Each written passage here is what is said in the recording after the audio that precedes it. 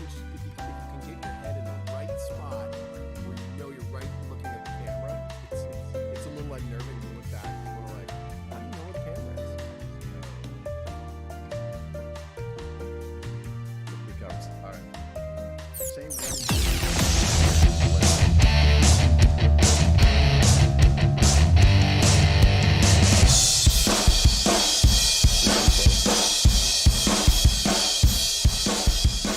High air bass. There you go.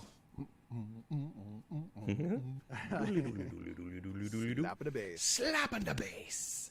Who slapped the bass? Little Mark King action. Boom, Level boom. 42. Boom, boom, boom, boom. I like level 42. That's some 80s right there. We're only 5 minutes late. That's all right. We did it. We're great. Hi, everyone. How are you doing? Hi. Are we a part of the internet? We're part of the world. We're part of the universe. The aliens are watching us right now and going, what are they Are we doing? part of the internet? What are they Is that doing? what's really happening? Yes. Indeed. Yes. All right. Well, it's another week. It's the Kids on the Escalator podcast, live on all the platforms. Chris has got a real beer. I have got a not real beer. Mike, what do you got? I'm drinking something of the golden variety here. Nice. In this very cool Space Slug Star Wars retro Ooh. glass. It was a Christmas present a couple years ago. I like it. Like you literally got an updated one like a couple of years ago. Like it's like a retro glass. Yes, this was like it was a Disney thing, done in the old style of Oh, Disney yeah. posters, the retro Disney Oh, posters. I like that kind of stuff. Yeah, that's cool. This is the episode 5, Empire Strikes Back, the Space Slug. Nice. Slug. There you go. Well, we are live. We are live after last week's WandaVision Dumb Down, and I think everyone is smarter this week. Now, we've told the listeners we're not going to get into it until episode 6 to kind of do the rewind. However, That was a good episode.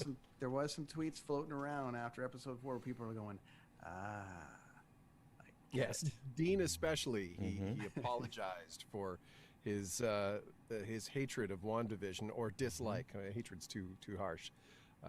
And I think, Chris, you did an admirable job. Thank you. Of explaining Thank it. you. Well, And did you notice that as soon as they bring in like the Infinity War, the Infinity Gauntlet, whatever, everybody's like, "Oh, right, okay," like everybody's like, because they start to really get it now too, to see Monica Rambeau and come back.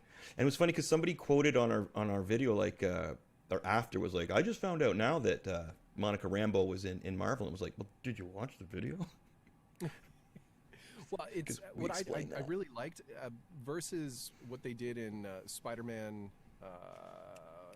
What was the second one? Far From Home, right? Mhm. That was the second one. I like how they did the blip, the return from the blip. Yeah, that was exciting, right? It was like the reverse dust type thing, which I thought that was a very cool effect and played very nicely. And Yeah. again, they're pulling out all the stops with the CGI, and Chris, you said that later this season they're going to have more CGI in an episode than one of the actual Marvel movies. So the story goes more than this is going to be the biggest CGI ever. So yeah, it's got to be really mystical and universal. Definitely. And Doctor Strange possibly in there, right? Definitely. I can't wait to get into it, but I'm going to wait till episode 6. Yeah. But It was so good though. I Lachlan really liked it. Cross, who joined us, who thinks he's never allowed back on here. What? Yeah, it's funny because I saw him say, "Oh, sorry if I was too drunk." It's like, dude, I was drinking. I was halfway through a bottle of wine, and I actually was. I did some other things too. You were like, "It's all good. We're all drinking here." Lachlan Cross, you Yeah, can come Locke, it's back all good, anytime. buddy. Yeah. Anytime. We Come all pick on the drink. nerds anytime. Actually, I But didn't think had he was to follow drunk. it up. I had to follow it up the post because they talked about the show on their morning show. Oh, okay. And they on their morning show in Edmonton, and they talked. So I'm going to talk about it now. They Yeah. talked about their show on their morning show about how they're like, we went and we picked on some nerds, and I don't think we're allowed back.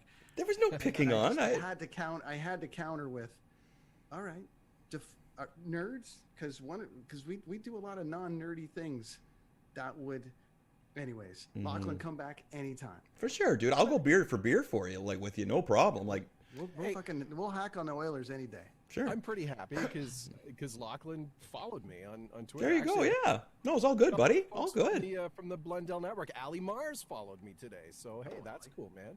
So yeah, and Nice. cheers to everybody that's hopping on board. And I'm gonna get to 1,000 at some point. Right on. You can do it, buddy. My Twitter game is pretty It's weak. Operation. That's pretty good for almost 1,000 tonight because you're Yeah, at. I need 25. 975. I need 25. Well, we'll I get some won't- wrestling fans on your team tonight, I'm sure, my and friend. I won't get one of those cool numbers for a while. I saw the girls from the Fucked Up podcast got to 69.69, which was so good on them. I'm a little ways away still. So Well, hey, listen, we all got to get there at some point. Now, a few hellos. Jennifer from who joined us last week, a couple weeks ago on the It Came From the Basement, just called us a bunch of studs on here. Dang! So, wow. hey, so there you go, Nerds Unite. Thank you. And hi. We How need are that you? kind of thing to boost our egos a little bit. Taylor Toombs watching at home. Hey, buddy, how you doing? The Toombs house. Where are we going here? Alex Donnelly, my little dude. Rad hey, Alex. buddy. Thanks for tuning. Rad Alex. Thanks for tuning in. Chris, who you got on your side? Who we got watching? Lonnie, do we got anybody over here on our side watching? Dense kids. Yeah, we've got my parents who are always watching. Say hi to Gary and Dorothy. Hi, how's it going, folks? Great. My That's parents, Gracious mom and dad. Gary Gracious Gary and Dangerous Dorothy. Yeah, right? they're watching on the other side of Kingston. That's right. No shout outs other than yet, though. But, they'll come. They'll come. Awesome. We got lots to talk about. Always. From a super nerd standpoint, we're going WWE here for a minute. So a couple things. Last week we were kind of touching on Mike, our friend Mike here, has got a really good friend and a friend of the shows here, Mr. Adam Copeland, who decided to into the Royal Rumble, and that's WWE. That's their yearly pay-per-view, which to me is my favorite, I think. Maybe behind this one, but I think that's the way to go.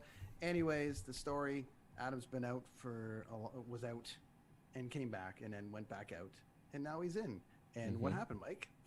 Well, he decided, it was kind of funny because his wife Beth, who was on our show, which What up, Beth? awesome, and I hope she comes back. I'm sure she will. She had a tweet where it was like one of those me hymns, like me, hey, you've been working really hard lately. Why don't you go have a boys' night out? Him is like, okay, and then it's a shot of Adam and Jay, so Edge and Christian, in the ring hugging. So alluding to the fact that their idea of a guy's night out is to actually come out of retirement or semi-retirement and enter the Royal Rumble. Yeah, it was awesome, and we talked a little bit about this before we went live, Brent, and you asked me if I knew what was going on, if I knew ahead. And here's the thing I love about Adam. He knows, like we've talked wrestling for so long, it's ridiculous. But he knows that I am just as much a fan, and I don't want to see everything, or I don't want to know everything. I like to know some of the details of, like, how things are put together. And I mean, I've done similar things on a far less, grand scale. So there's stuff that I like to pick his brain about. But when it comes to the actual what's going to happen, I always err to the side of don't tell me. And he does it automatically. He'll say, you want to know? And I'll be like, no, I don't want to know. I don't want to know. I don't want to know. So I knew he was going in early to the Rumble. I knew that the idea behind the Rumble was that there were a lot of stories that they wanted to tell within the Rumble. And this is one of the things where when he came back, when he knew he was coming back for a real run here, he's a big fan of bringing back the art of storytelling, because really what it is, it's a soap opera. It's the male soap opera is what it's been called, and he comes from a time where they told stories. It wasn't just go out there, do 1,000 flips, hurl yourself. I mean, they did. I mean, there's a certain amount of hurling their bodies through tables and hitting them with chairs and ladders and such.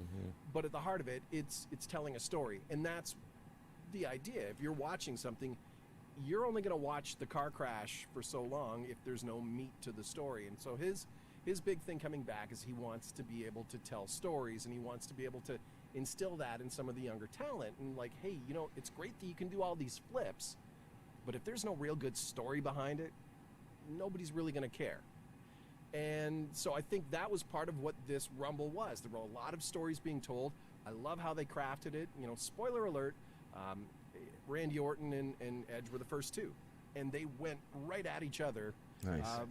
Which was amazing because, Edge got knocked out by Randy Orton, ripped his triceps. So there's that whole continuing of that story and the hatred, and that's the old good guy bad guy thing. Mm-hmm.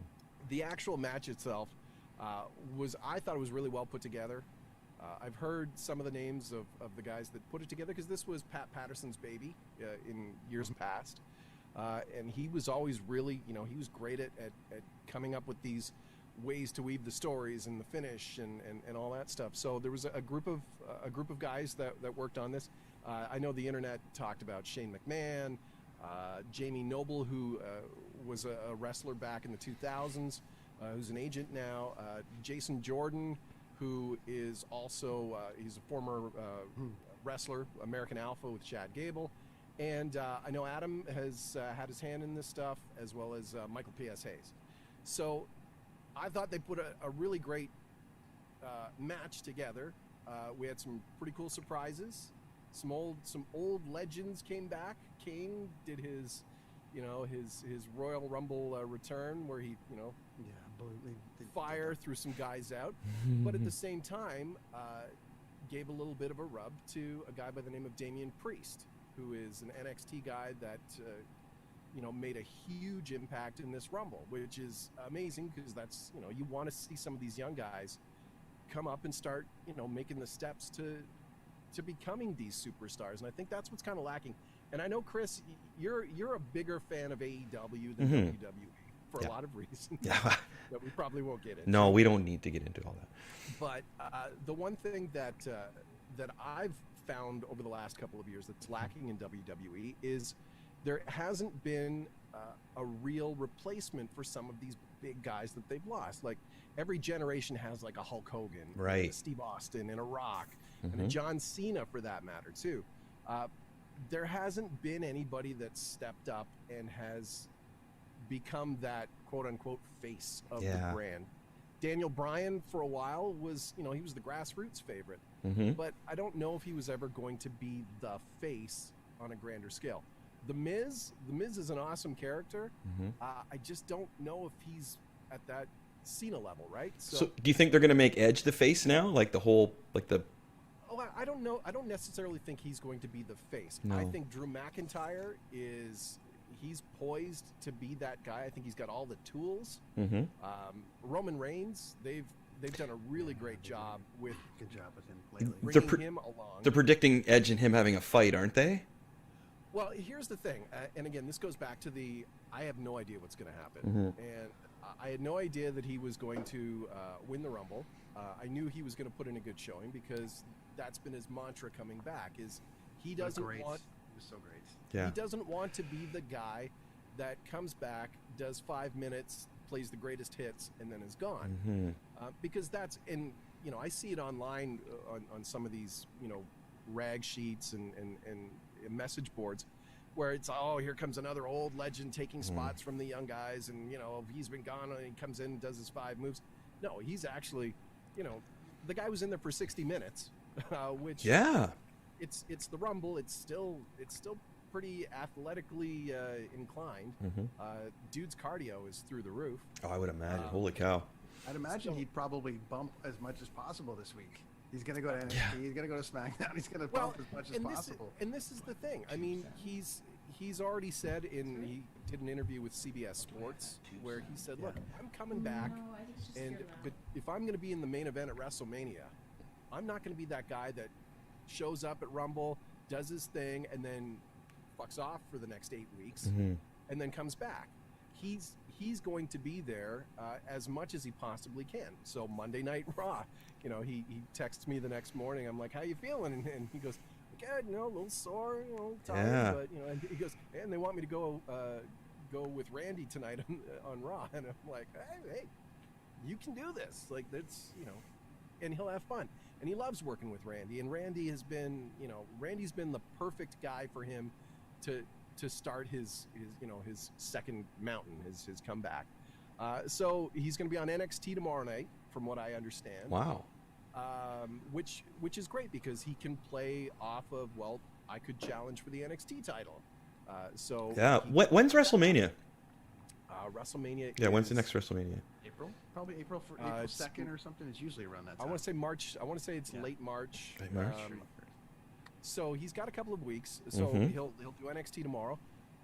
Chances are he's going to be at SmackDown on Friday, which is my, and I said to him, I'm like, look, I don't know. I don't want to know. I said, but everything you teased on Monday night with Drew McIntyre, like when I decide who I'm going to face at WrestleMania, you'll know. And so it was, kind of planting the seeds. I think we're going to see that same thing tomorrow. Yeah. And then Friday, I have a feeling, if it was me, I'd be old school. I'd be like, Roman Reigns talking all the crap he wants. And out of nowhere, here comes Edge, spear. Roman Reigns is down. He just looks at him, and then he points at the Wrestlemania sign in the old cliche way. Nice. That would be cool. That would be nice. Heyman's eyes, his bug-eyed, like, oh. Well, then dare I say, then I'm going to take it one step further then. Like, here we go. Ready? Okay.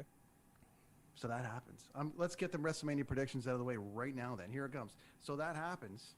Okay. Mind you, people are wanting Reigns and Bryan, which I'm digging that too. But with Heyman involved in the talk, in the psyche, Christian back. Nice little touch there. Well, nice little touch of Christian making his way back. Congrats to Jay on that. I was going to touch on that. Him wrestling again. So this is all 1 year early for me. I was thinking Edge was going to do this next year. Yeah. Anyways, so I'm laying it up. Sorry, spoiler alert. Ready? Okay. He's got to keep climbing the mountain back. He's so close to pinning Roman. Jay takes him out. Ooh, you think they're going to do the betrayal, do you? Join Heyman. Adam's got a battle for another year. Wow. Interesting. I think that's interesting. Yeah, that is. There it is. Chris? I like that. Oh, I don't know. I have no idea. I got a different thing. I have a different thing I want to talk about Edge. What I did was a little research and picked out some Marvel and Star Wars characters I think he could play. Because we discussed that one time, right? My prediction before we get to that. Okay. It's funny. My prediction is I do think Jay will play a part of it. And just before I make my prediction, I just want to say I had no idea that Jay was coming back. And that was great. I don't know how much of the wrestling audience knows the reason why he went away is he had some concussion issues that stem back, 7-8 years. And it just got to the point where it really, he had to walk away. I don't necessarily think in his heart he wanted to. Same as Adam. If Adam has the love for wrestling that we all know, Jay is the same, if not slightly more. Right. And for him to be able to come back, we were literally painting in the basement here, and all I hear is number 24, and it's like all I hear is doo-doo. And I'm like, oh my God, that's Jay's music. And I drop them, go over there, and like, holy crap, here he comes. He looks great. He's in great shape. Dude's 47 as well. Wow. And he came out, and I thought, okay, maybe it's just going to be, show up, do something minor, and then leave. He played his hits, and nice. he I was like the in way you there put that. to the final 5, and he looked great. And I sent him a text right after. I'm like, dude, congrats, like you looked amazing. He goes, I felt a little rusty, and I'm like, nobody would have known. And to see him in there with guys like Bobby Lashley and AJ Styles, who he worked with in TNA, that was really cool. And and of course the GIF that was going around the internet of Adam and Jay hugging afterwards, which I thought, that's legit. Like that is legit love and feels, because I know how much Adam really wanted Jay to have the opportunity to come back. If that was his only match, great way to go out. I don't think so. I think he's got enough. I think he can work safe enough and work with guys safe enough to pull off at least one more match. And I really loved Matt Riddle, who, if you go back to last year's Rumble, and if you watch on the network, the Edge special, the 24 special, there's a shot of Matt Riddle backstage when Edge goes out, and it's this look on his face like, it's like a fan watch, like, oh my God, it's actually him. So here comes Christian, Edge, they hug, and Matt Riddle is the guy that's like, dude, it's you guys. And they hit him with one of their old tag team moves. And I said to Adam, I'm like, dude, I bet you Matt Riddle was probably like loving every minute of that to be that guy. So anyway, yeah, I kudos to Jay, and I love the fact that he got to do that. I wish it was in front of a crowd, like a real audience, like a lot of those guys and the girls especially.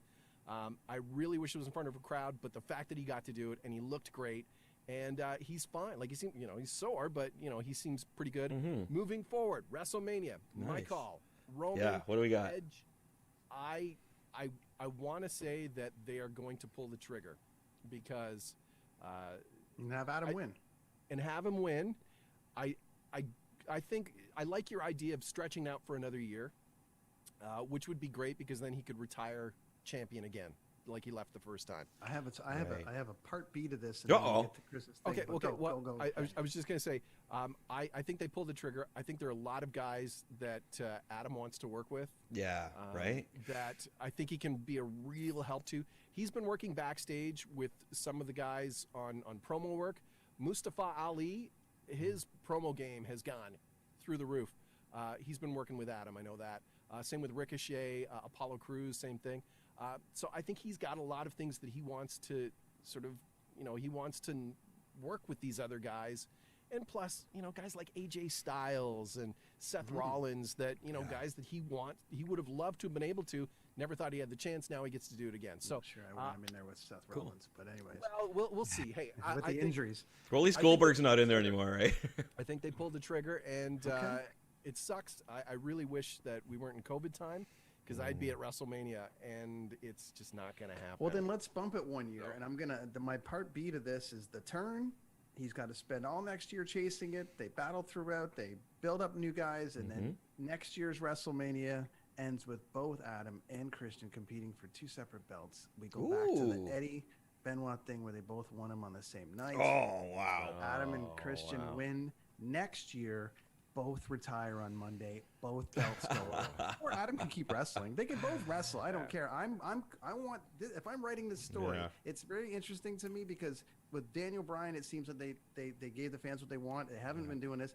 With Adam, they seem to be giving the fans what they want with Adam. Right. And to me, I'm like, and I'm sure he's right. He's part of this. But what I'm saying is, if I'm writing this story, there's a turn, there's a battle, there's a chase, there's a return. They both win next year, both holding up belts. I like it. Here's my prediction, though.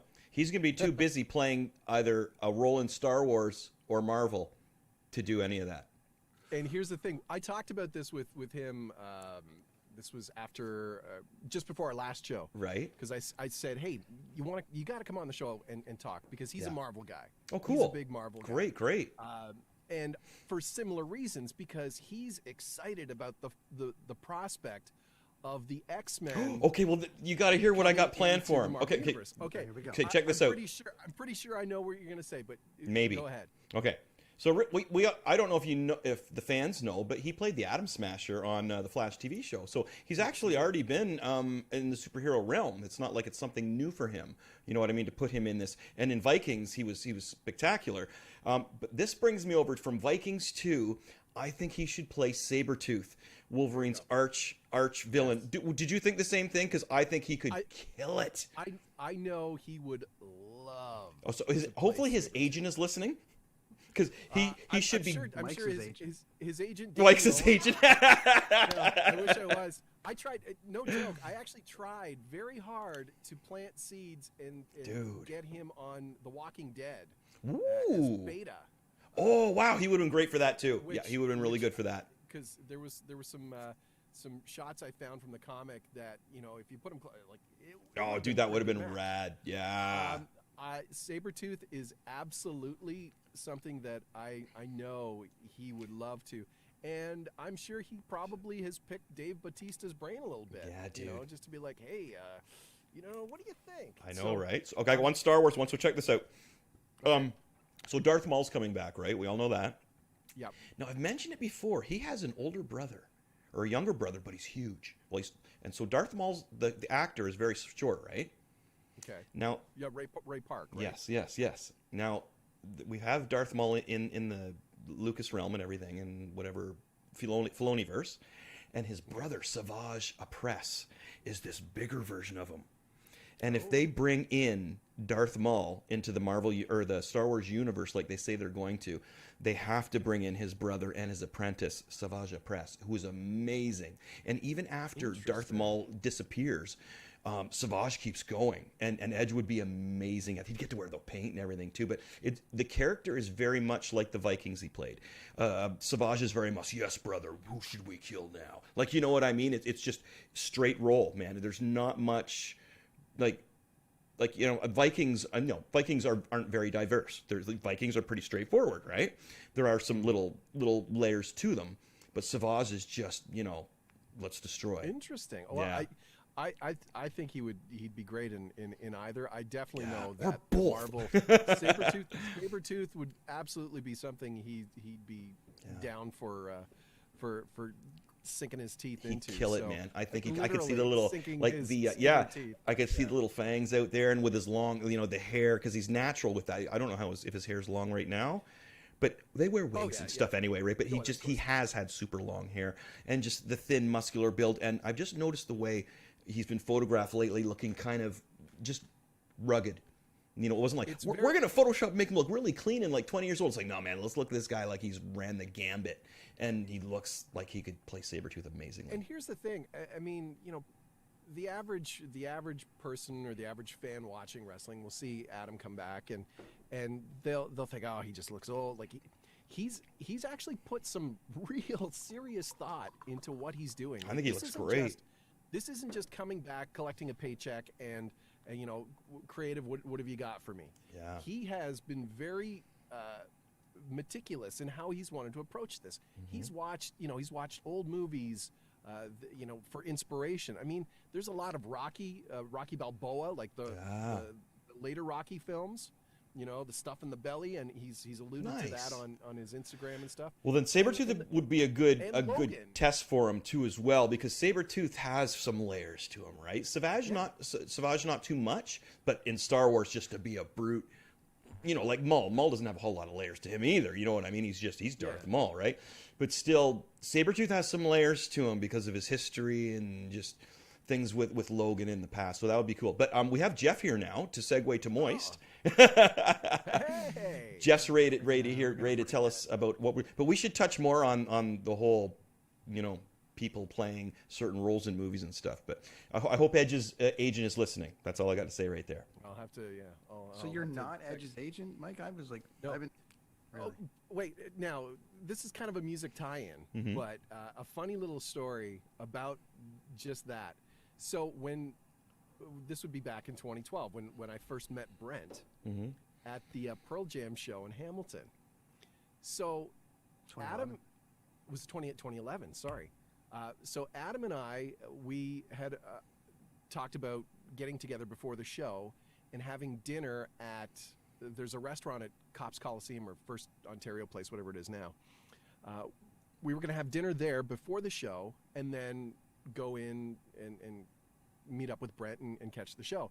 So I called up the restaurant because I'm like, yeah, let's go grab a bite to eat. I said, I'll call the restaurant that's there and see if we can get a reservation.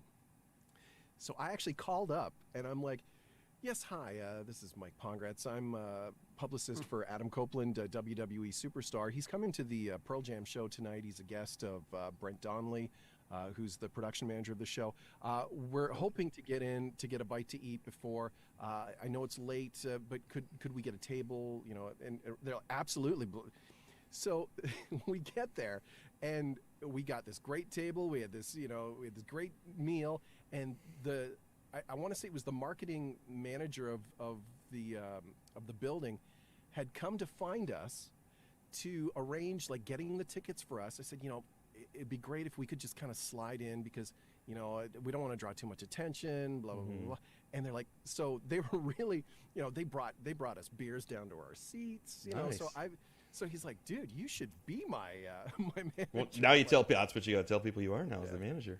Yeah, no. It's the only time you can be able to use my name for anything. Yeah. Yeah. No, are you kidding me? You know, it makes sense now, Mike, because I was sending all those training things to his agent at edge.com, which I thought was you, and you were passing along. I'm still taking full credit for his recovery. But Yeah. anyways. Yeah, it's all you. It's All all right. you. We have a Jeff, guest. We got a guest. Jeff, how are There you, he buddy? is. Hi, Jeff. Oh, Oh, we've lost. hashtag Oh, we can't hear you. mute. Hashtag mute, Jeff. I think you're on mute. Unmute, buddy. Don't you love? Oh Don't no, you we can't love hear it? you. Don't you just don't you love it? But There he you is. read lips. Oh, there we go. We got you now. Yay! Hi, Jeff. How are you, buddy? Welcome to the show. I think you might remember. You met Mike before, right? Yes. Yeah. Beautiful. Give yourself a little Beautiful. gain there, Jeff. Little gain there, buddy. And then we'll get you in. How's this? There That's you go. great. If you want to lean into that, buddy, that sounds really good. That's very NPR, public radio. And we'd like to welcome Jeff Pearce to the show now. How's it going, buddy? Yes, you are. It's going good. Excellent, excellent. You got? Have you been hanging out with the boys much lately? Then? No, virtually only. Yeah. So yeah, I mean, it was 11 months ago that we did our bed tracks for the record, Mm-hmm. and we were actually in the. I don't know if I talked about this when we talked in the summer, but we were in the studio on day 4 of tracking when we basically got word from the world that everything was shutting down. So that was what was it? March 19th, I guess it was. It was the end of the first weekend of March break. Yeah. And so It's almost a full year since. almost a full year. Yeah. And so we did really well in the 4 days that we were recording bed tracks. But because we're fiddlers, we spent the next sort of 3 or 4 months just sending files back and forth and everyone doing parts in their own spaces. So how would you compare this experience to other albums that you've done? There's no comparison. No comparison. You'll remember this one, right? Yeah. Oh yeah. No, I mean making music. There's making music by yourself, Mm-hmm. and then there's making music as a band, and they're supposed to be completely different experiences. And Right. I've made a lot of music by myself, Mm-hmm. and I've made a lot of music with the band, and I mean it's kind of interesting because this is sort of it was kind of the best of both worlds in a way. If you want to look at it from a positive standpoint, where we were. There was just files going back and forth all the time and suggestions and so then we'd record our parts and send them back to Mark, who's our guitar player and who produced the record, and he painstakingly sort of assembled everything bit by bit, and he would have suggestions and notes and well, we also had too much time, so we could easily. The idea was first to get the record done so that we could do the Saints and Sinners tour Mm-hmm. in June. So the idea was to record the beds in March, do the overdubs in April, and get the record out the 1st of May. Right. But when touring sort of stopped, it was like, well, we're not in a rush now. How about some? So now you've made a How about Rush / Tool record. Exactly, more like a tour. I think Rush actually made their records pretty fast, but we actually, there's one song where it was like, this really needs a ukulele part, and so. I tracked some ukulele. And we Nice. wouldn't have had time to do that if we had been under the gun to get the record out. So it's going to be really good. I was going to ask you, Jeff, when you produce a record on sort of separate, I think the old classic is you get the drummer and the bass player, and they lay down sort of the rhythm tracks to it. How did that work for you making this record? Because usually you like to be sort of in the same space to sort of get that groove going. No, and we did. And most of the drums and bass we kept from the bed sessions that we recorded. So Okay. It was the things we did afterwards that most of my recording after that was vocals, background vocals, and overdubs. I played some mandolin and some ukulele and some other things. Nice. But there was also a couple of songs where we fundamentally decided to change how the bass and the drums would play together, and so that was kind of a different experience, but new and good. Yeah. Now, Yeah. because I'm a, I don't want to say a gearhead, but I come from a sort of production background, so things like Pro Tools and those kinds of tools for musicians. I get that. How, as a band, did you guys have to physically sort of like learn how to use these things? Or these things that you've been sort of picking up on your own? You said you were recording stuff on your own as well. Yeah. No, we've been particularly Mark and I have. Mark has been a professional producer / mixer since about 2001. That's been his thing, using Pro Tools. I also, we actually, to go back in time, the reason why it all started was because when we sort of took the first hiatus from the band, which was in 2001, as soon as we decided to take that hiatus, David decided that he wanted to continue and make another record of his own. And he immediately went to me and said, hey, do you want to produce this record with me? And I said, yeah. And then he went to Mark and said, hey, Mark, you want to produce this record with me? And hey, Kevin, you want to put some keys on this record? And so Mark ended up producing half of it. I ended up producing half of it. Kevin played keys on all of it. So we've been pretty dialed into the technology of the whole thing. You guys ever fight about who produced the better half? Yes. All in the and delivery. Only one of us is right. Yeah.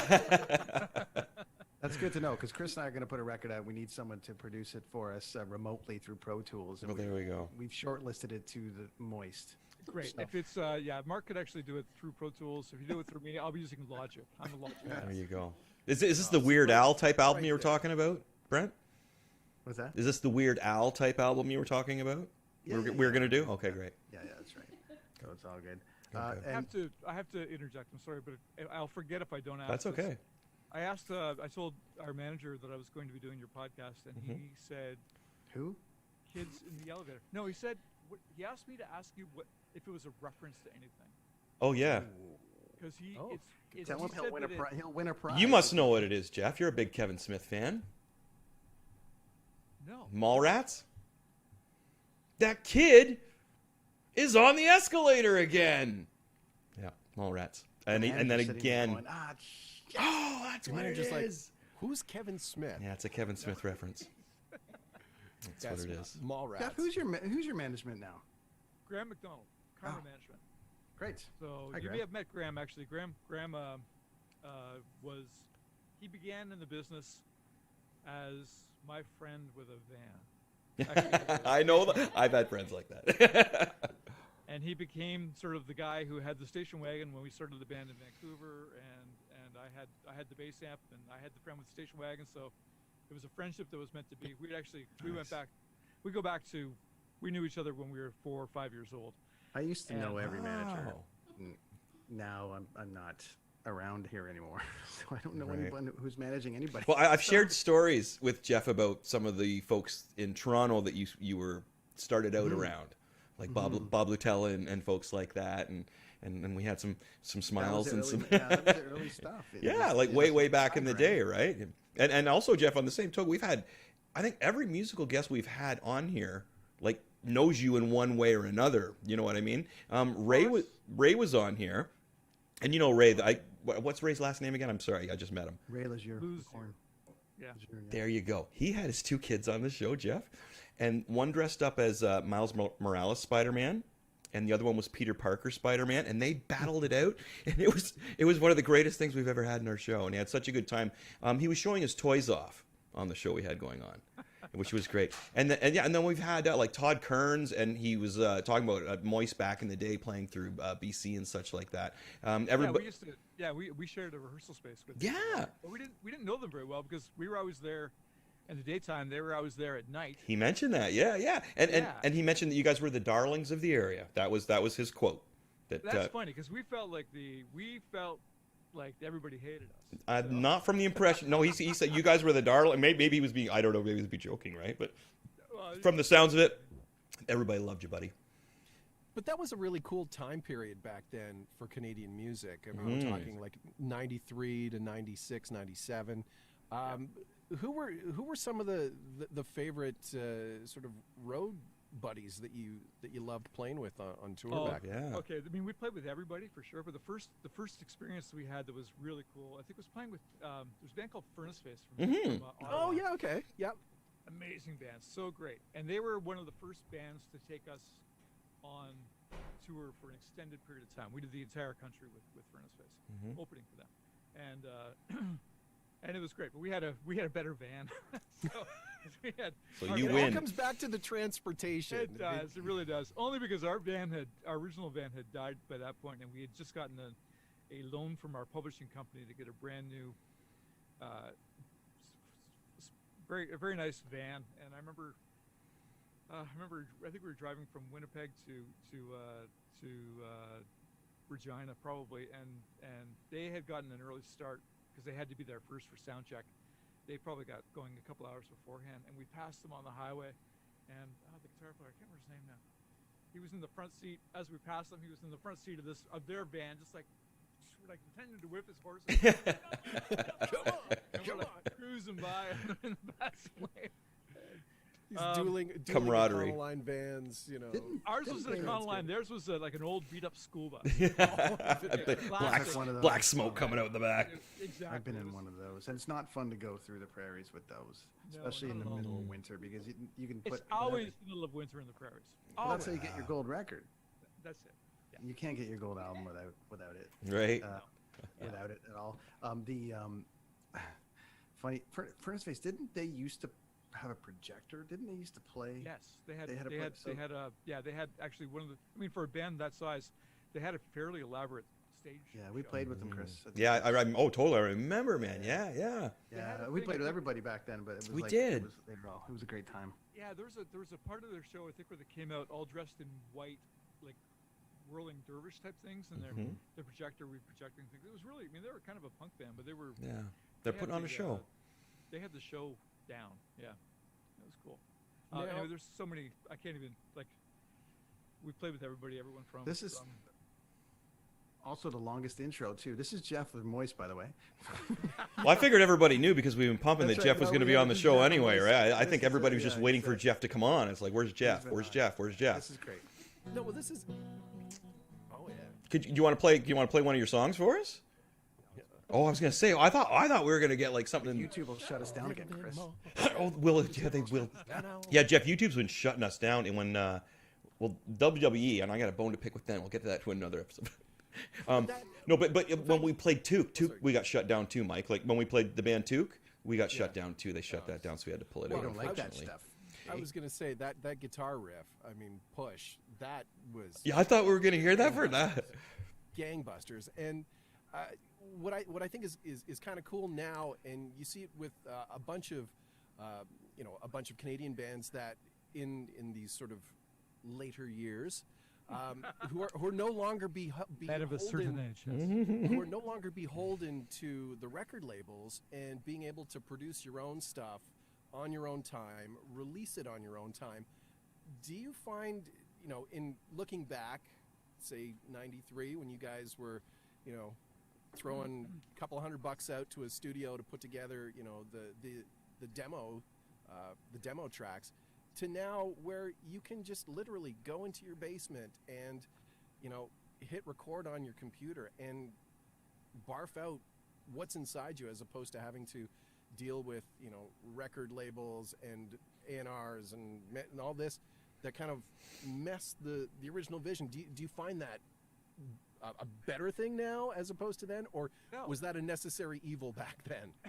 I mean, it was like the thing about you. Actually, I don't know if you've read our bio or not. But that's exactly what. I mean, you just described our lives exactly.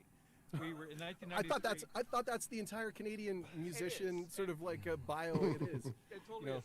And in the case of us, we actually made the entire first record independently because nobody wanted anything to do with us, and we actually released the whole thing independently, and still nobody wanted anything to do with us. And it was only when we made the Push video independently, and Much Music started playing it, and we started selling, 1,000 CDs a week off of the stage, that suddenly the labels came too with the in the process. But every moment, every minute then that we spent in the studio was precious, and every single thing that we recorded was golden. It was like a baby to protect, and I kind of miss that. Yeah. I feel like there was an urgency, knowing that the clock was ticking and that you had to get it down.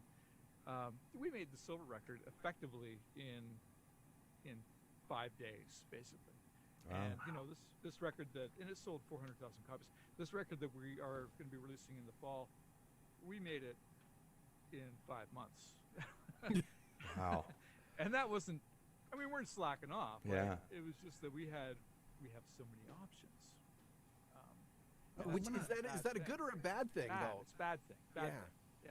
Well, it was funny because what I liked was it's funny because you used the song "Push," but you also pushed the label's hand at signing you, because it was like, all right, independently these guys are taking over. If we grab them now, we could tap into their independent source. Do you remember what that felt? Did you feel powerful, or was that just because I remember you being on Much Music and that video, and I remember I think it was, what was it? The Denise something from Much Music? Denise Donlin. There you go. And she talked about your video, buddy. And this is back when I was like the aspiring musician, right? How do you make a great video? And I watched this thing, a documentary on it, and she was on there talking about your video and that part where the singer and the guitar player like just rock out together, and every scene of every guy in that band is a moment. There's not a wasted. And so going back, did you feel that? Did you feel that you were pushing the hand to get signed, or were you just in the middle of it, or? We were in the middle of it so much that I don't like, but we also felt, part of it was just that we felt like, oh my God, this might work. We might actually, and when I say work, it means we might actually be able to pay rent sometime, because we were down to our last, like, we had maxed out the gas cards. We really needed it. So it was more of a, I don't think we felt as much power as we felt relief. That Nice. It was actually going to be happening. So. Speaking of videos, though, you guys just put out one that everyone's talking about again. They are, Jeff. You're all over again for the new single, and everyone's talking about it again because I love Great the title. fact that you made a video. I love the fact that, there's independent videos happening and people are making a great effort, but everyone is talking about your new video. And I wish we could Unfortunately, we YouTube can't will show it shut us because down. the label will But, take us off. But we'll put a link to it. So Definitely. Can you talk a bit about the video concept? I'm Yes, sure you've asked please. this 1,000 times, but it looks great. Yeah. So we were in a bit of a bind, like the rest of the world, Yes. because we couldn't get together to make a video proper for the song. with 1,000 people in front of you, there's no live video, that's for sure, right? Even like we can't even get together, the 6 of us, because I'm in Kingston. We got 2 guys that are in Toronto, 2 guys in Montreal, and 1 guy in Ottawa, and so these are bubbles that are not mixing right now. They don't cross. They do not. Yeah, they don't cross. We're not supposed to see each other, and so we had thought about a couple of ideas. The record company had suggested that they could send a camera guy out to go to each person's house to record some stuff of us working in our home studios, that kind of thing. Well, that sounds kind of cool. We may still have to do something like that, depending on how long this thing happens. But in the meantime, David had been surfing through the NFB short films library online. Okay. And he found this film. The short film is a 5-minute short film for a film called Caterpillar Plasty. And it's an NFB short. And he was like, he just felt like it really felt that it matched the vibe of Tarantino somehow. And so David did a quick cut. He sort of downloaded it, did a quick cut himself, just in using iMovie or Final Cut Pro or something like that, and sent it to us and said, I think I got something here. What do you think of this? And we were like, yeah, man, this is Nice. this is really cool. And so we were like, okay, we got to find out who this director is and see if we can, co-opt them into jumping on board, because it was just a rough thing that David had done. So we reached out to the guy. It turns out the guy's a Montreal filmmaker, and his name is David Barlow. And I can't remember his last. He's hyping his last name. I can't remember. You'll remember as soon as we're off air. Yeah, exactly. If you put the link, fortunately, it's in the. If you put the link to the video, his name is in the credits for it, and he jumped right on board with the idea. We sent him the song, and he thought it was really, really cool, and he understood how we thought that the 2 things, even though they're about 2 completely separate ideas, there's a melding of the concepts that kind of works in a way that we couldn't have anticipated. So he agreed to basically to hack up his own work, and he did the edit himself to the song.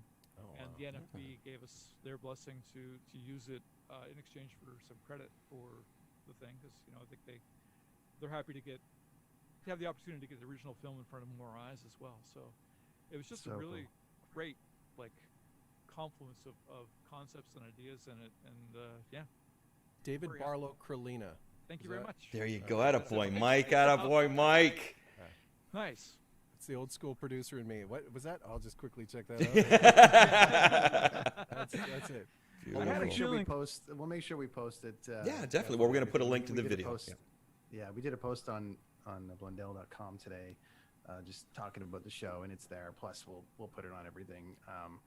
Big response too. Yep, it needs to be seen. It's great. The song's killer, riffy, heavy, rocking, which is killer. I always love it. And it's Canadian, man. Like I say, any musician we've only had Canadian musicians on here, but every musician on here is so. It's funny. It's like they're Canadian too. Anytime we'd mention anything about anything, they're Canadian. So we're all very supportive of each other. We are, and it's great. And that's one thing that I'm really loving about what we're doing here is we're supporting the Canadians. We have to quarantine the Americans, Chris. Well, I'm not saying we won't support some Americans if they come on the show, but I just love the fact that whenever we mention anybody who's Canadian, they're Canadian. It's like, I know. It's good. Proud Canadian. That's great. I love that. I was going to say, you mentioned, you talked about Dean Brent. Going back, the one thing that when I worked in radio, I used to love when, artists would come into the station. And if it was, for an interview with new material, or we'd always get the up and coming artists, and they would have to come in and do those. We think that the embarrassing showcases in front of the staff and a box of donuts, which you don't get anymore. I mean, not to go on the tangent, but Bell Media just axed a whole bunch of radio people today, and the radio business from what it used to be, sort of 80s, 90s, is nowhere the same, and most buildings don't have those kinds of bodies anymore, and I don't think the music industry works in the same way. Do you remember having to go as a band to places like CFOX, to CFNY, and early on in your career when like you were saying, when people didn't know who you were, except the cassettes you'd sell or the CDs you'd sell at the show, was that something that as a band you guys enjoyed doing, or was that just another one of those, man, this is, I'm playing for like a bunch of sales reps and like the kid that writes copy? A bit of both. I mean, I think we always really appreciated being asked. It was a pleasure to know that people wanted to hear it, and we knew that we were in the business of selling something at that, whether we were selling a product, the product being both the band and whatever CD we were promoting at the time. And we were, just grateful for the opportunity to put ourselves in front of ears. But we were tired as well. I mean, people often talk about, they would ask, or they used to ask back in the day, wow, touring life, what a party. Oh, yeah. Okay, so the day starts at 8 o'clock when the record rep picks you up and takes you around to a bunch of radio shows, and you're doing the morning show, and then you go to the lunchtime show, and then you load into a record store to do remember bands used to actually set up in record stores and play. We did that. Yeah. And then we'd go and load in for sound check, and then we might have a chance for dinner and a nap, and then we'd have the show, and then to bed, and then the whole thing. Then we have to drive. It's Canada. We got to drive for at least 8 hours. Yes, exactly. To get to the next city. We were always grateful to do it, but we may have, if we ever seemed grumpy, it was never because we didn't want to be there. It was just because we were a little taxed. Who was your rep? You guys were with EMI for was it for the length duration? Yeah. Who was your main rep guy that used to cart you around? In which Ontario? city? In Ontario, let's say Toronto area. Rob Chubby probably was the guy. Oh, Chubby. Okay. Yeah. All right. I remember Rob Chubby. Yeah, Rob Chubby and Angie Bassana. Yep. And wow, those are some names that are like some old school. Anastasia Sarandok. Yes. Yeah. Wow. How do you know these people, Mike? Well, because I worked in radio for from the radio. the Sorry. first 15 some odd years. Well, when I got into radio in sort of 95-ish, 96, and so I kind of went through that whole, I want to call it the Canadian Renaissance. It was, yeah. Of some fantastic bands. I mean, it was like the Watchmen, it was Moist, it was Tea Party. Our Mother Earth, Big Wreck, Big Sugar. Yeah, like it was just good. It was such a really cool period music-wise. It was almost like, you want to say it was like the Canadian answer to the grunge scene in Seattle. It was. That was perfect. I think that's what it was. Yeah. I think it was the evolution of it anyway again, over here. As a producer, part of my job used to be that when artists would come in, they had to do the obligatory come into my studio and read the hi, this is so-and-so from so-and-so, and you're listening to this jock on insert radio station. Yep. So I would always get these people coming through to do these, and I always felt so bad because it's like I'm the last stop on their visit to the their station. beat. Right, they're just Oh, like yeah, of course. ready to fucking leave. Mike, it's kind of like what we're going to make Jeff do tonight. Hi, this is Jeff here. Kids on the Here's Escalator. Exactly. on YouTube. Tell these stories you've I got told a a million message from times Graham. again for us, please. Yeah, I got a message from Graham. Oh, did you? Yeah, and I told, and he's like, what do you guys want to talk about? I said, it doesn't really matter as long as he cuts a promo for us. That's it. Anyways, That's it's all it. good. We should. It's all good. I just want to. Oh, I yeah. just want to backtrack to what Mike was saying for 1 second, because I think it's worth talking about again for a moment. That was a really special time, and I think, as you're saying, there was a lot of it had to do with the media, because there was not only were there radio stations in every market willing to bring a band in the morning show, a band in the lunchtime show, whatever band was in town to do their show, which would promote the album, which would promote the show that was happening at night. Right. There's also Much Music, which was a nationwide thing, which enabled a band from Halifax to be known in Vancouver, and that was those things don't exist anymore at all. And I don't feel like I'm just waxing poetic about the past here. Those things really just don't exist. No. I think the and so- process has changed. We last year actually, I had a bit of a panel going with like Garth Richardson and Lyle Chasse and some friends like from the industry talking about, is the process in breaking a band, how much has it changed given our state? And because there used to be a method, it used to be do this, get it on the radar, play some shows, get signed, make the great video, go on Much Music, tour behind it, hope it sticks, and away have you go. 3 But hits with 3 videos. And that's where it went. But then now it's kind of like, well, everyone can make a video, everyone can make a record at home. There's award-winning podcasts like this one that they can come on to promote it. However, it's tougher to like have it to break an act right now. I couldn't even imagine trying to break an artist right now from a traditional stance that can actually sell tickets, right? They can actually sell tickets, because a lot of these bands can do shit tons of numbers, but they're a soft ticket.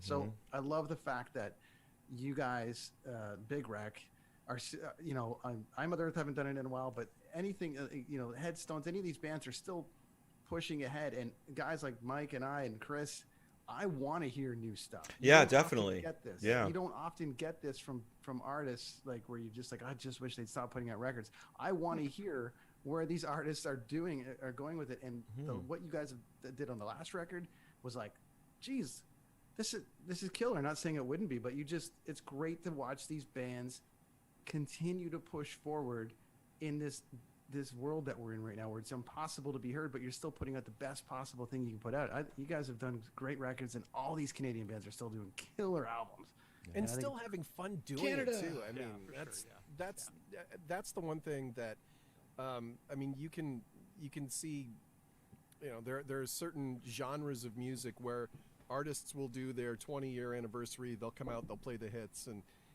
make their quick buck, and then they're gone again. I love the fact that you've got bands that were around sort of, in my early 20s, and that, I was listening to religiously on CFNY and going to these shows and driving to London to call the office, an hour and a half away from where I lived, or going up to Barrie, or, all these places. I love the fact that a lot of those bands who, they went on and had, day jobs, like real jobs. They weren't just bands anymore. Like, funny story for me is that, back in those days, I used to go see the Watchmen a lot. Sure. And when I became, when I started doing voice full time, I remember going to a commercial session for a toy. It was a commercial for Spin Master, and I went to Vapor Music in Toronto. And so I go in, and they give me the script. I go into the booth, and they're like, "All right, just a second, Joey's going to come in. He's going to direct you." And I'm like, "Oh, okay, cool." And then there's Joey Serlin, who's the lead guitar of the Watchmen, who's now the creative director at Vapor, is directing me on a toy commercial. And I'm like, "Holy shit!" And I'm trying not to fanboy because I'm like, "Damn, like okay, cool," and being all cool, and you get to see that like.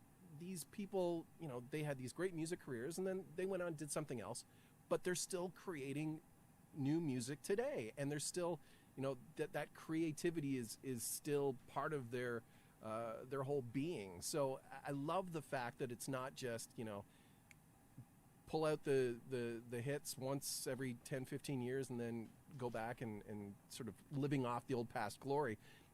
I think it's great. I love that time period, but I love where you go musically as you get older, and it's not the same, longing for the single life and hot chicks and all the booze and drugs you can do. When you're in your 40s, it's a different feel, but you still want to create that music, and you still want to. You're in your 40s, Mike. Shut up. So Jeff, before we let you sign off on your last whatever you got to pump on the album there, pop culture, what did you think of The Mandalorian? Okay. You knew it was coming, right? You knew it was coming. No, I should have watched it again. Oh, even just a quick unbelievable, really great. Like I don't know what they're gonna do now. I mean, obviously they've got to bring Grogu. You can still call him the child or little Yoda, man. Baby Yoda forever. Yeah. They can't have him leave the show. No. But when the I don't know what the moment was for you. I don't know if you guys expected it or not. But for me, it was when we saw the glove. When this Luke. Mysterious figure gets out of the thing, and when we see that he's got one glove is different than the other hand. You knew it was like, Luke. Oh my God, it's Luke. And there was some serious flipping out. Right. And dude, I was like saying there's no way it's Luke up, and then it was Luke. So I was like, and then it was Luke. I was happy, but at the same time I was like, oh dang. Yeah. But so what are they gonna do? I mean, yeah. Now, I mean, there's no reason why you could have Luke carry on. I mean, it's all animated. Mark Hamill's he's doing voiceovers. He can do it. It's not. They ended it. Expensive. They ended it like way up here, though, huh? You know what I mean? Like, wow, where do you go from there? So you enjoyed it, though, huh? Good series. Oh, huge, yeah. Good series. I will say that whole Mark Hamill scene. I don't know if you guys saw. There's a YouTuber who's created quite a following by doing deep fakes. Oh, which are right. where they substitute actors' faces into the movies. This guy did a bunch of. He did Harrison Ford in Solo. He basically took Harrison Ford's face and deep faked it.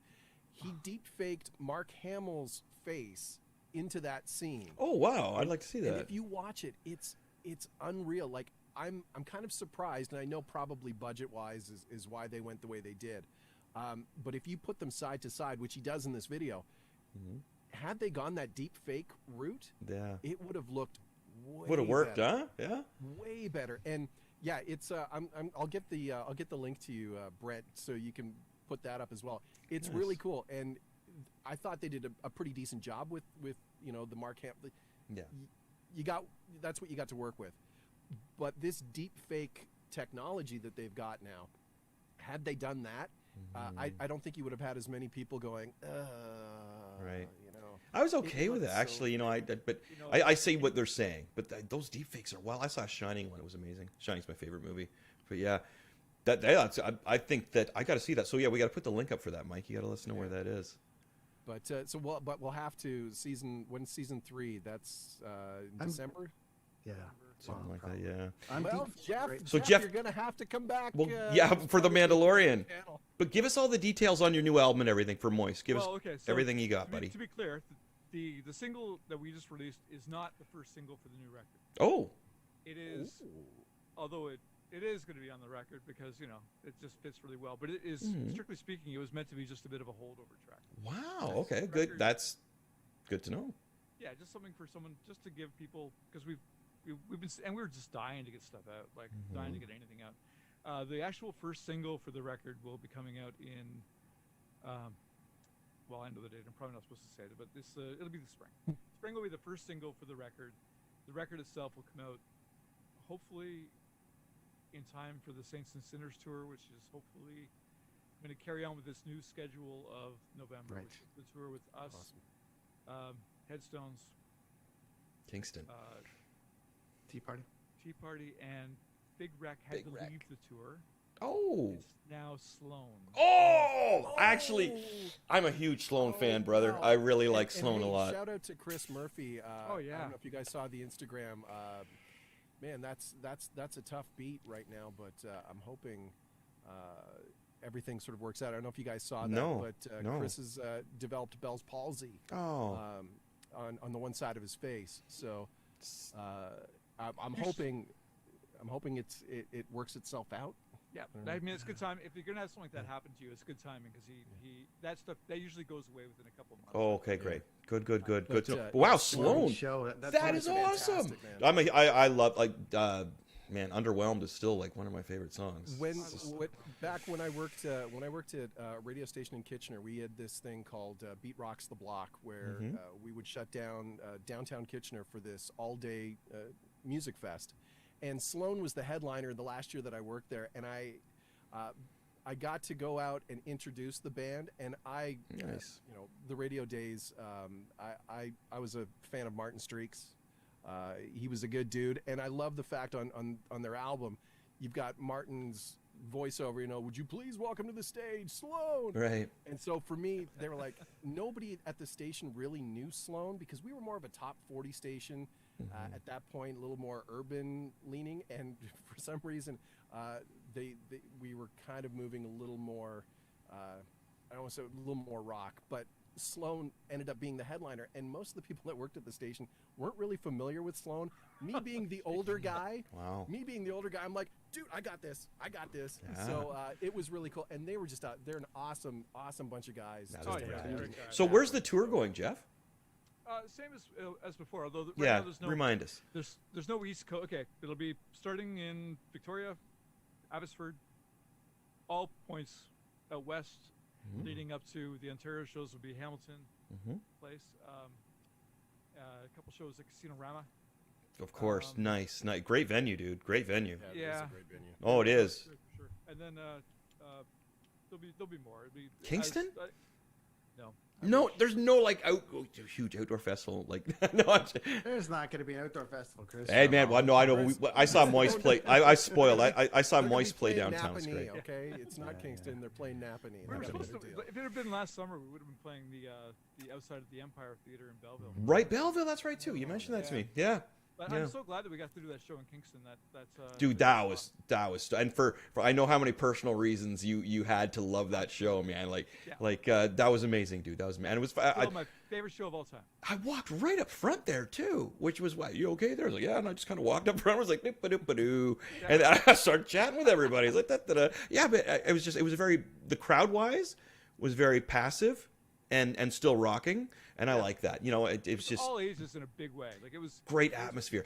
I blame that on Kingston because Kingston's very nice. You know what I mean? Like just everybody gets along, and it was cool. But what a great Jeff, you rocked that one too. But the smile on your face on that gig, dude, was awesome. It was awesome.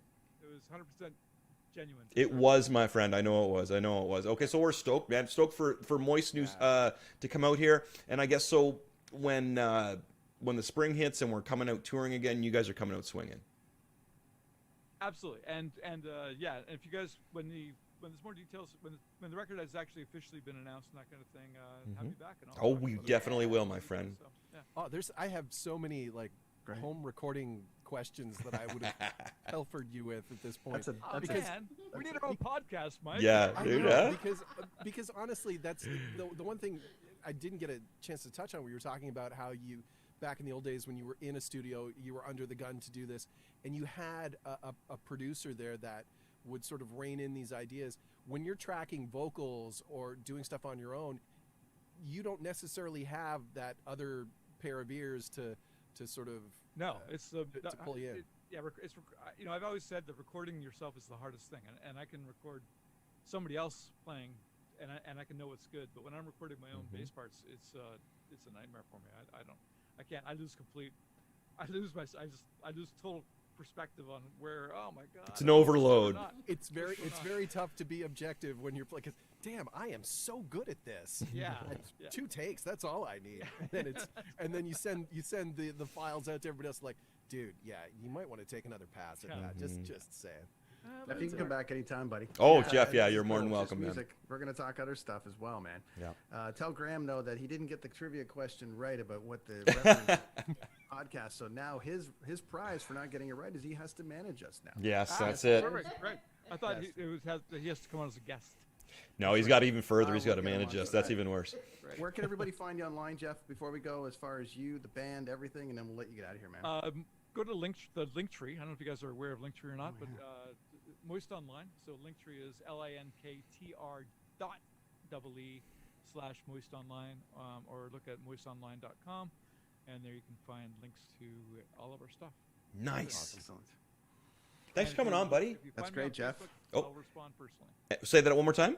If anyone says hello on Facebook, they'll usually get a response from me personally. Okay, beautiful. That's good to know. So cool. As I get in my older age now, I'm starting to like become friends with all these bands that I watched religiously when I was in my 20s. So like, this is cool. If I you know Jeff now, this is cool. I could email think Jeff. things you wanted to tell like 20-year-old Mike, right? Yeah, I know. Hang in there, Mike. You're gonna. Same thing. I thought the same things, buddy. Same things. Business, Mike. Right on. Peace and love, Jeff. Thanks, buddy. Thanks, guys. Thanks, Take care. dude. Bye-bye. Awesome, buddy. See you, neighbor. Good stuff, man. That's Jeff Pearce. What a great guy. Thanks, What a great guy. for coming on and talking Moist and new song. And He's so all excited that about that too, which is cool, man. Canadian artist. Yeah. Canadian Yeah. artist. And It's and really like I said, great. the excitement, that whole thing that these guys are still, they're still down to wanting to put out new music Yes. and create new music. I think it's amazing. And, I'll be the first to say that I feel almost sad that, my kids, your kids, Brent, they're growing up in a world where there's not a whole lot of rock and roll. No. Our parents said that too. They just didn't get the. Everyone said it. It's No, there's You not. gotta It's dig a not the little deeper same. than It's you used to, I tough. guess. There's everybody makes music now. Yeah. Like, you know what I mean? Like, Michael. everybody makes music now. So that means that, you're not going to get that push for rock and roll. You're going to get whatever. That push. You know what I mean? Yeah, exactly. Right? Just Right? a little I too love late. that. I love the way he said that. That push, and then the those record guys label are just great. wanted us everywhere. Hey, and David Usher, man, there was a time where I was compared at one point Whoa. to David Usher because I had that whole Keanu Reeves, David Usher thing. And a going. nice tan. Not so much in my As middle in age now. look like him, or as in you sang like him? Oh. God, Oh, I you're wish hiding a I wish talent? I could sing. No. You had long. Oh, Try to David find Usher that looks. long. David Usher looks amazing. Like, especially like, just for his age. I'm going to say it.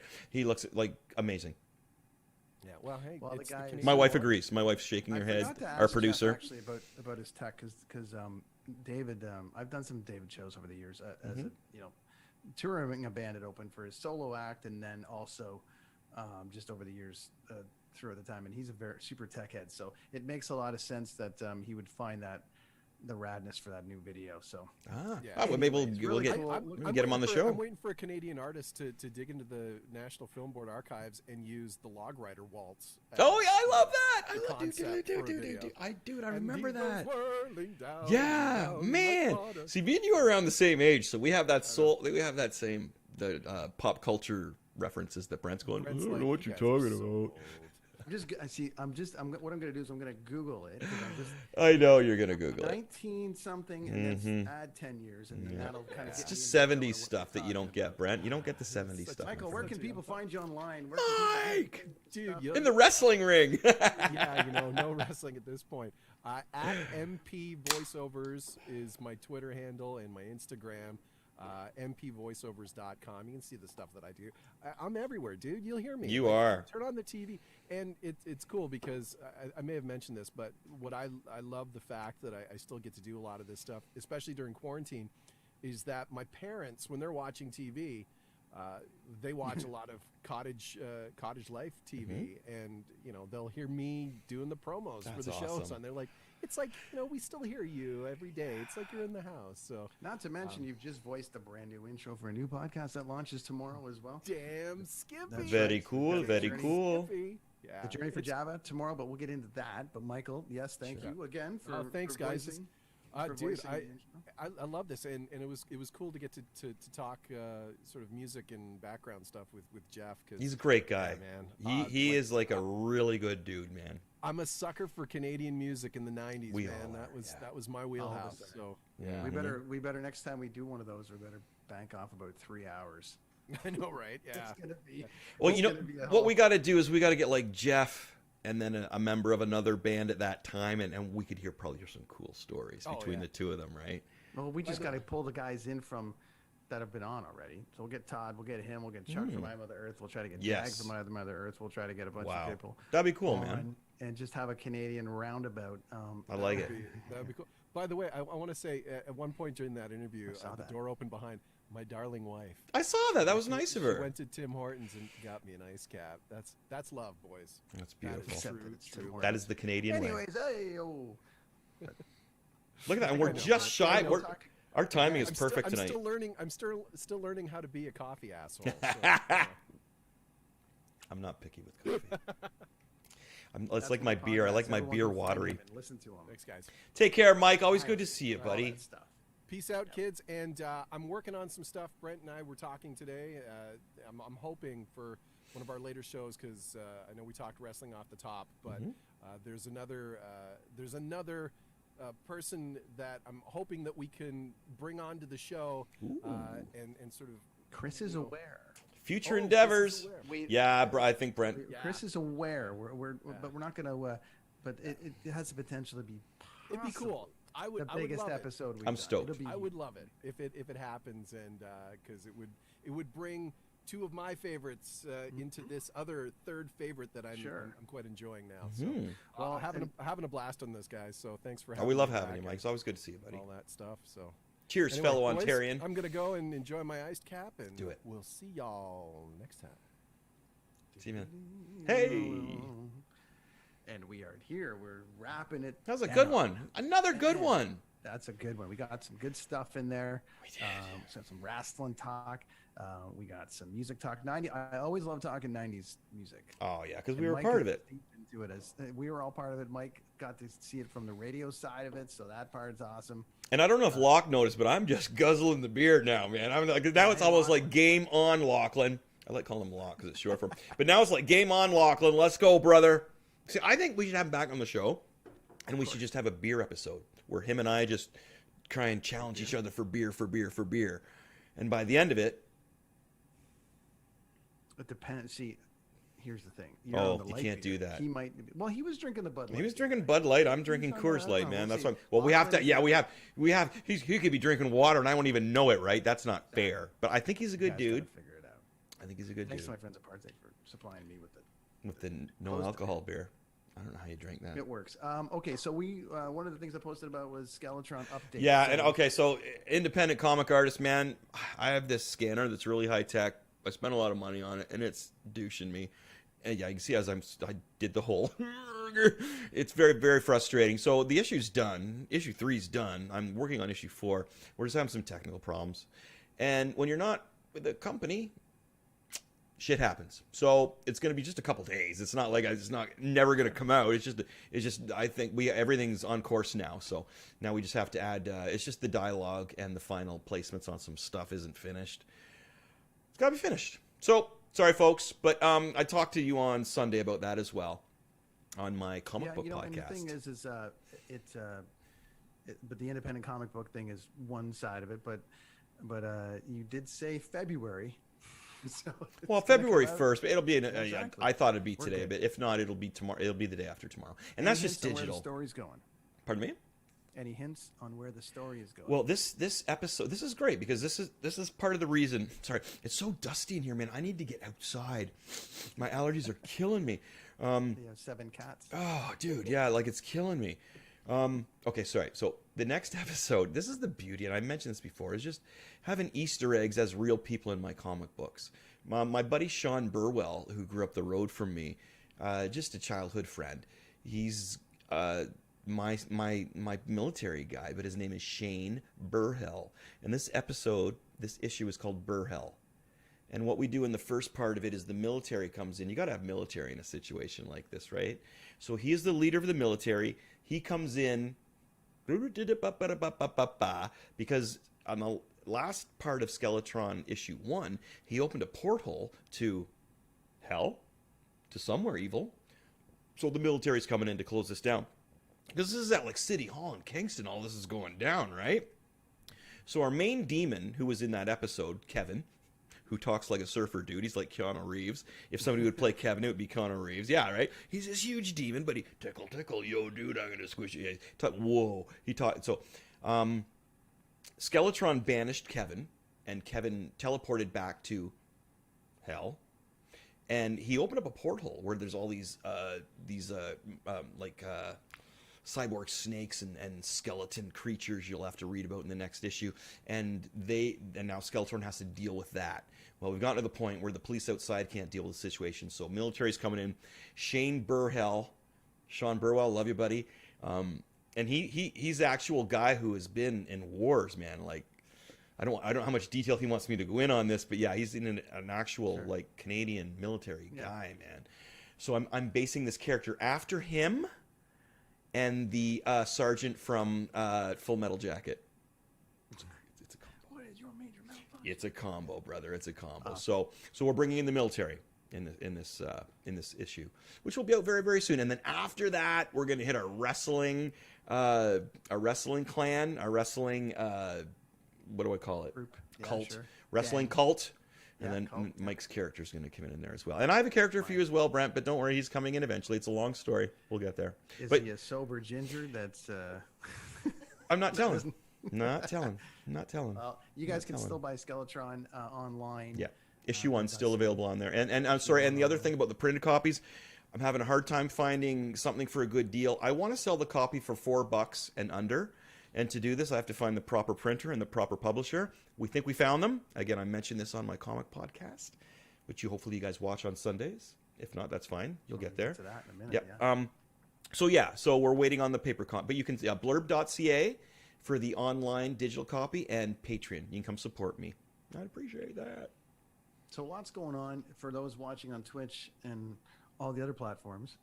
Twitch is becoming relatively prominent in our world. It totally is, yeah. Twitter, and Chris is real busy and active over there. I don't have the opportunity to be as active, but Chris is being very active over there on Twitch. We want everyone to join us over there because there's lots of cool. It's kind of like a hangout. And Chris has got a good idea. Right? How about we get our producer in here because she knows what we're doing, and she can explain because we got a lot of plans. Do we have like There's a couple lot of minutes here? plans.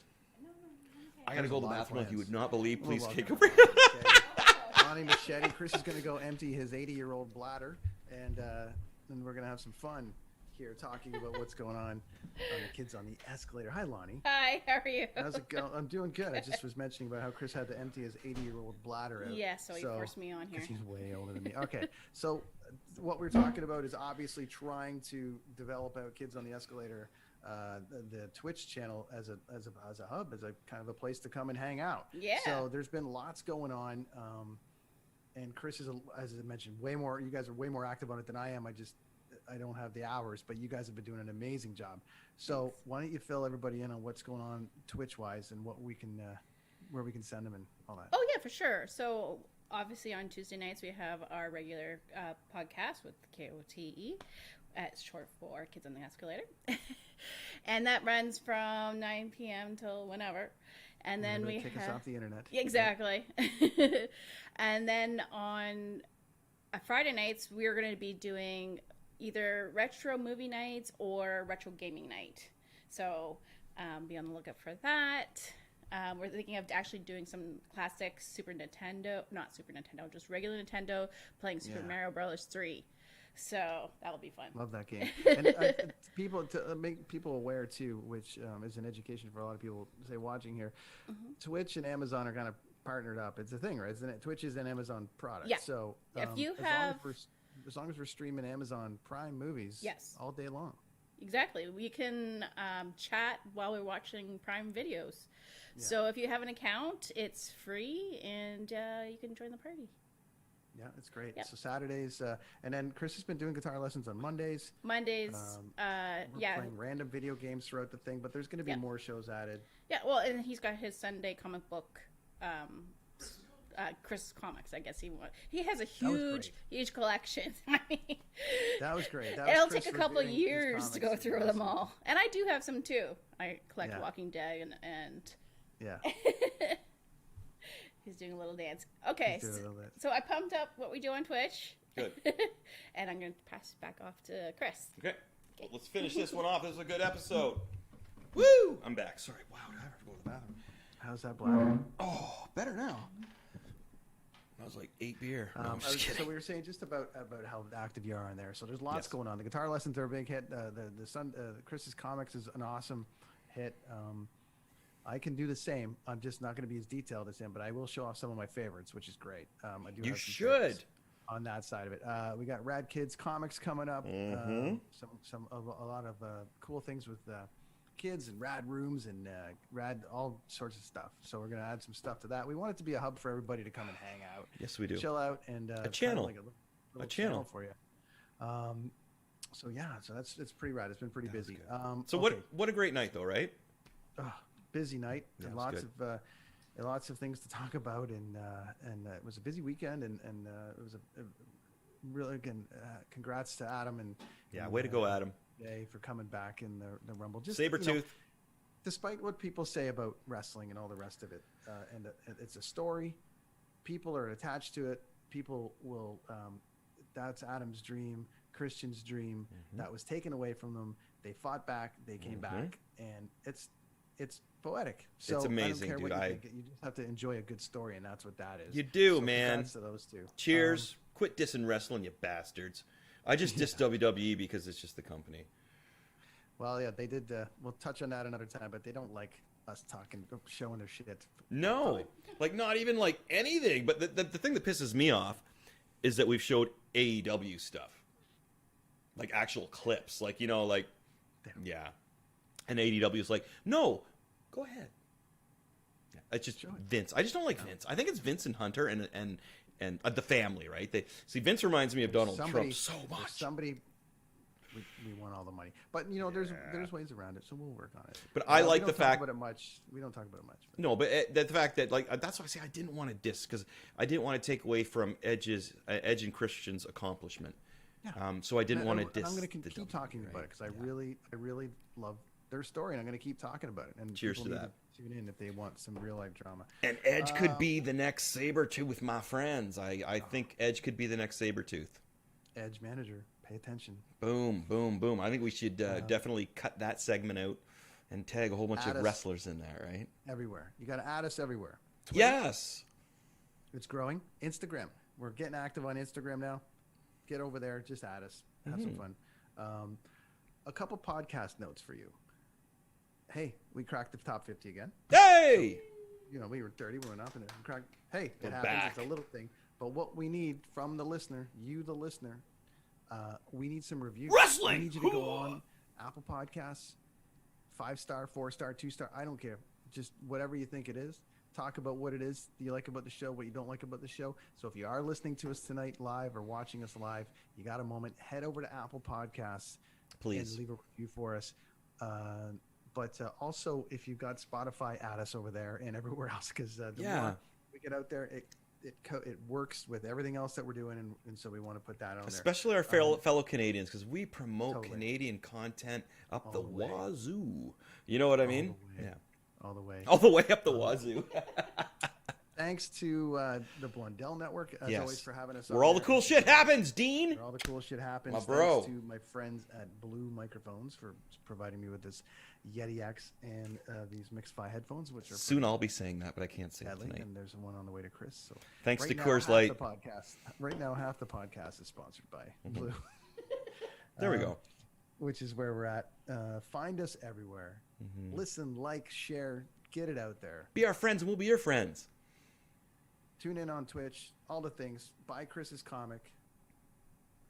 Check out the new Moist album, or Moist song. Yep. Say hi to my parents.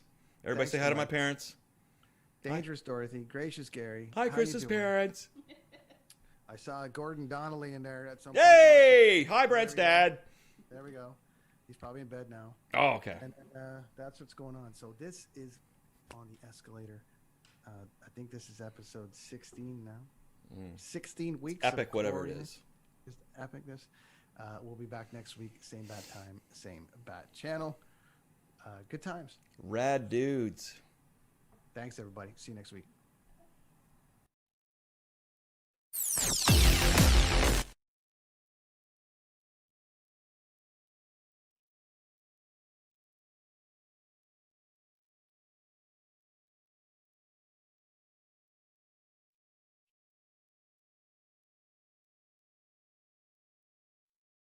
Hold on.